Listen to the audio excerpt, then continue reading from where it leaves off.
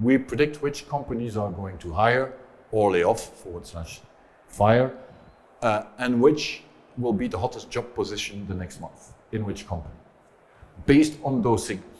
So every company is giving signals online.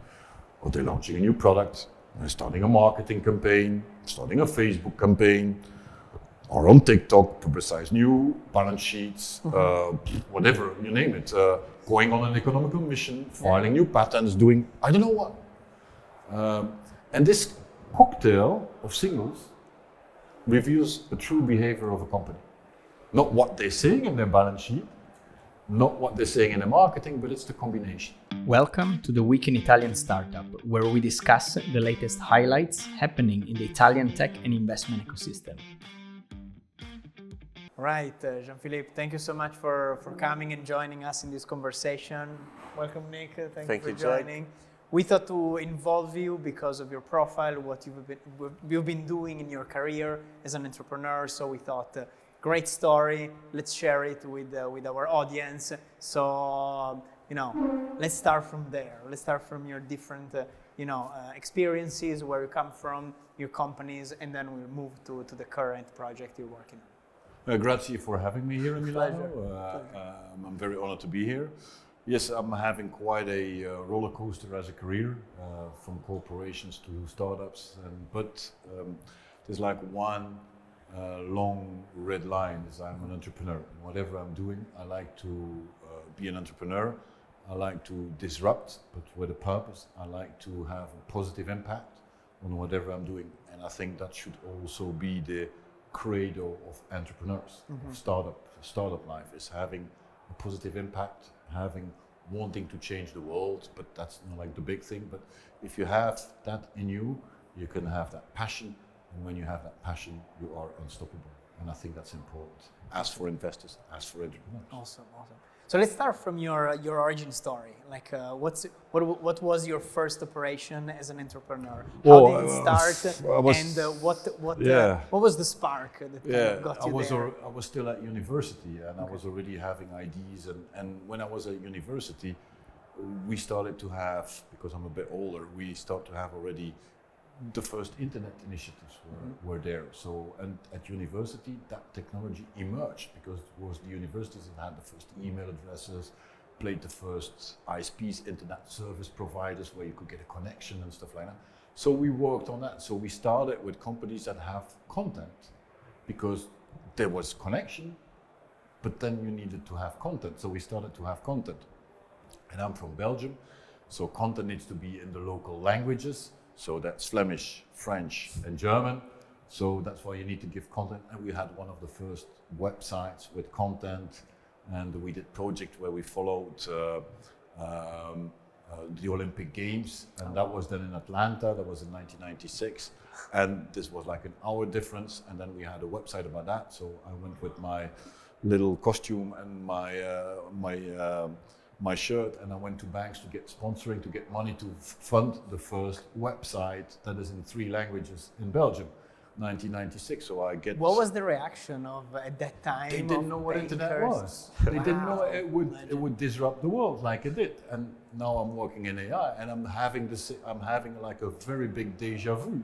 So interesting. Yeah, and then we get 100,000. It was at the time Belgian franc, so that's about and that's about 20,000, 25,000 euro, and that was our first check that we received. But we were still students, so we built that, and hooray! That year in 1996, the Belgian athletes, which is a lot, we're only a small country, won I think 4 or 5 gold medals, which was never saw. So that website got all of a sudden so much traffic, and it was so. And then from there on, startup life has started. So, fantastic. So that's the story. Beautiful. Yeah, so yes, and we went as students, we went getting funding, and that's part of startup life, get your funding going. But you need a story, of course, and you need to have that passion, you need to have your goal and your strategy. What was the investor scene at that time? Like, could you find some sophistication of like people being like, yeah, I want to bet in this new internet thing, and you guys are doing good because you have a website, so here's some money. Did you find something? Yeah. Like not just banks, but just... No, but we because eventually we sold one of those ISPs that we had later to the large telecom company at that moment in Belgium. And then we restarted something new, not me alone, with other people. And we sold in 1999 the biggest independent ISP to Cable and Wireless, which was at that time 60,000 employees. So because they were going from the traditional telco to the IP, the internet protocol. So everybody was moving to the internet, and if you're not moving to the internet, you were gone. Wow. And I predict a bit the same. If you're not moving to AI or having AI embedded in your solution, you will not be of any competition. It will be not a fair competition to the people who have. Awesome. So it's the same parallel, and we always say history repeats itself, but it just goes faster and faster now.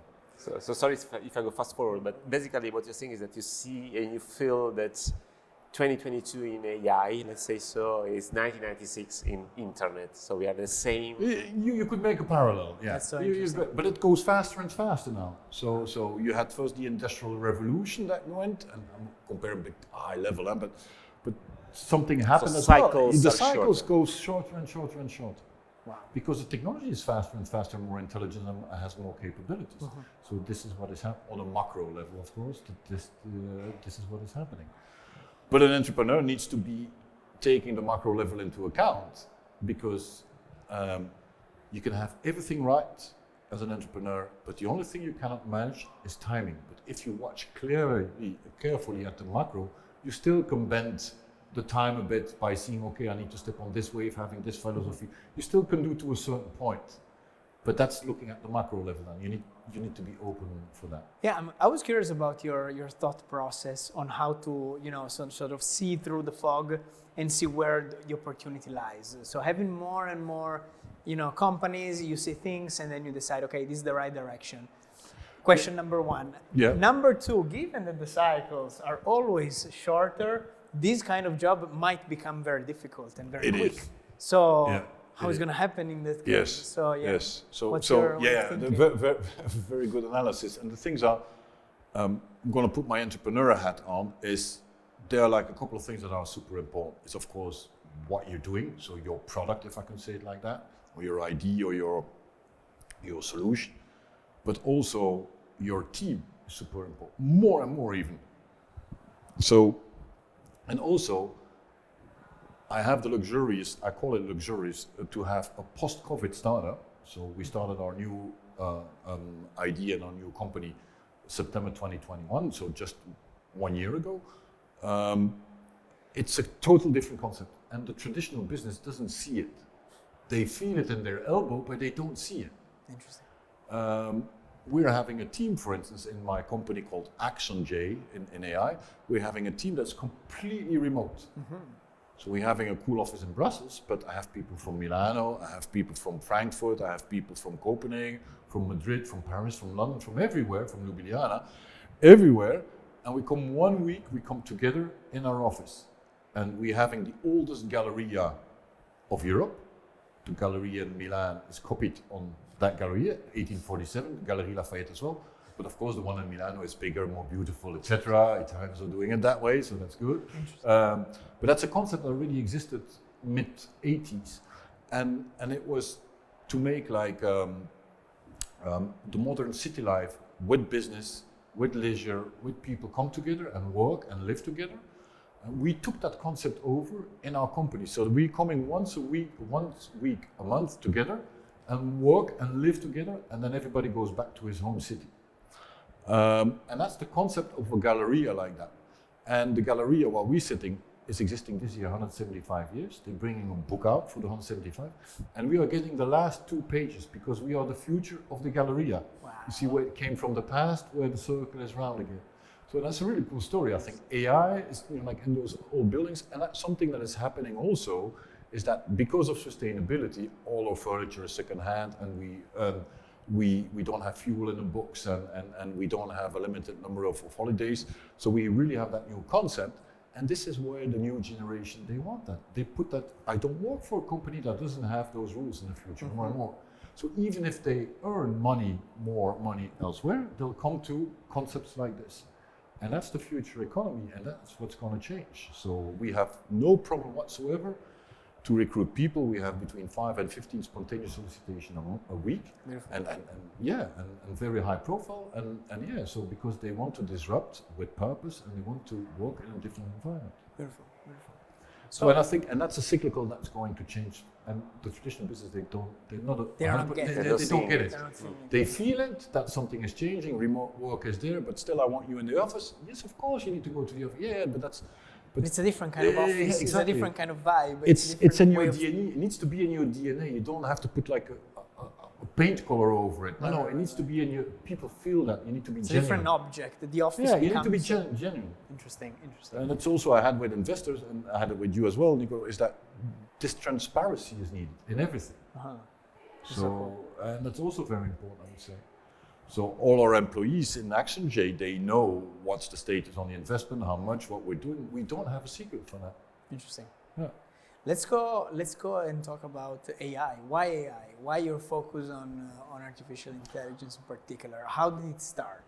Well, my last company that I created, my last startup was called Swan Insights. I'm an ornithologist. I love birds, so they all have a bird name in their name. So AxonJay, it's the Jay, the blue jay, the Inca jay, whatever, because jays are a very smart bird, and axon is the connection between your cells, and the bigger the myelin, so the bigger the connection, the faster the electricity, so the faster the connections you can make. So these are two combinations. And Swan, my previous company, meant social web analysis. And it was based on the paradigm of Nicolas Taleb, but I'm speaking from 8 years ago. And we were one of the first ones to invest unstructured data and connect this with structured data. Yeah. And we sold this company to Dun & Bradstreet a couple of years ago. And therefore, it was all about data. And today, everybody talks about still data. But because of COVID, it's another result of COVID, not only remote working, but also is that you have so much data now. Everybody is online. Even the local carpenter is online. Because of COVID, they couldn't get out of the house, so it's logic. So it's called you have a data drift. So there's so much data that you need machines to digest all that. You can't manually digest it anymore.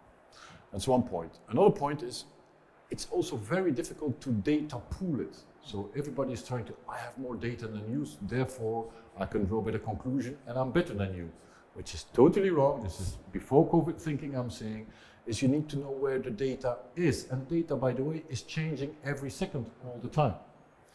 And third very important point is when you have no data, this is also a signal. And people say, oh, I have no data, so I can not make any conclusion or prediction. Wrong. It means also something. So what we said at AxonJay, we said, yes, so we're going to translate that into signals. So whatever signals that you're giving online, we're going to interpret that into a behavior, a true behavior. And a true behavior, we need AI to digest all that, because humans can't do that, manually you can't do that anymore, into predictions. And then on top of that, we said we want to democratize AI. We want to bring AI to the people, to the business people. We say the data scientist cannot play God, so he cannot decide what to put in the algorithm, but the market can do. So we've built a platform where you can say good or bad, like on Facebook, and this influences directly the algorithm because you are having the market knowledge, not the data scientist. Interesting. And that's a total new concept. Yeah. So that's completely new, and that's also not looking at to have as much as possible data, but to look at the interesting data. So we found also techniques how to get the deltas, to find out how this is working, etc., etc. Let's talk maybe of a practical application of AxonJay and what you guys are Sure. developing, just to forgive the viewer. Yes, like, so we developed 3 things already. Nice. So the first thing is in the HR space. So in the HR space is we predict which companies are going to hire or lay off /fire, and which will be the hottest job position the next month, in which company, based on those signals. So every company is giving signals online. Or they're launching a new product, they're starting a marketing campaign, starting a Facebook campaign, or on TikTok, publicize new balance sheets, whatever, you name it, going on an economical mission, filing new patents, doing I don't know what. And this cocktail of signals reveals the true behavior of a company. Not what they're saying in their balance sheet, not what they're saying in the marketing, but it's the combination. And therefore we can predict, oh, this company is going to hire, it's going to fire, probably will, because if they win a big, government order, they're opening a new subsidiary, they're headquartered in Milano and they're opening a new subsidiary in Napoli, for instance, or they're going with the Italian government on an economic mission in Shanghai, and they're putting a job post on Indeed or on LinkedIn, they're looking for, an APAC sales manager, I don't know what is the combination. Well, they will say, oh, they probably will hire people there. So maybe it's good, Mr. Recruiter, that you call that company first and the other ones. There you go. And basically we do that if we do that for 10 companies, 100 companies, 10 million companies, 100 million companies, it doesn't matter, the machine is digesting and seeing all that and putting a ranking. And then on top of that, when you call that company, are you hiring? No, I'm not hiring, it's totally false. Then you put like this, oh yes, I'm going to, how do you know? And you go like that. Interesting. So your user is training the model yes, and teaching the model. On top of the data that we already foreseen. So it's because we say we can make a model, we can train a model, but I'm not an HR specialist. You are, Mr. Customer, so train the machine. And you can have exactly the same algorithm as your nearest competitor in the city next door.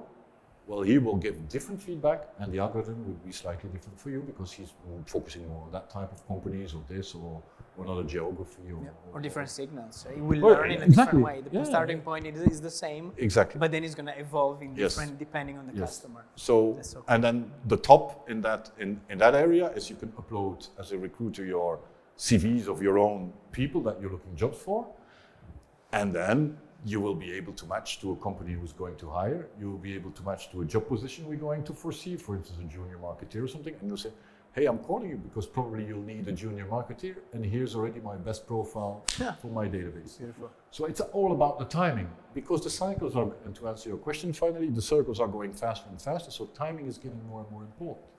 So you need to be the first on board. Is anticipating the waves. Yes, is anticipating exactly. the and giving feedback, because everything is changing all the time. Right, so the algorithms are adaptive.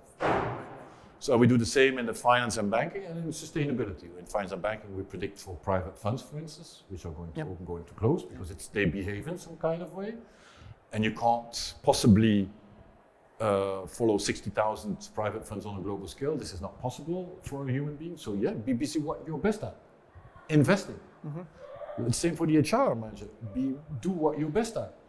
Fixing the best job for your candidates. This is your job. You're doing that because you believe in your candidates, not because you want to do research on companies and stuff like that. No, let the machine do that. And it's just the same with the Industrial Revolution. You don't weave like that. Let's automate, check the quality, do something else, move up the stack of value. Interesting. So that's the future of AI. Wow. Nice. That's a lot to think about for sure. To digest, yeah. So, Jean-Philippe, thank you so much. It was a pleasure talking no to problem. you, and we need you back again. You invite me. I love Italy. A ton of questions pending. I'm sure Nick also has. So thank you for that. I think it was a pleasure. Great. Cheers. Thank you. Awesome. Thank you. Thank you. Pleasure. Thank you. Thank you. My pleasure.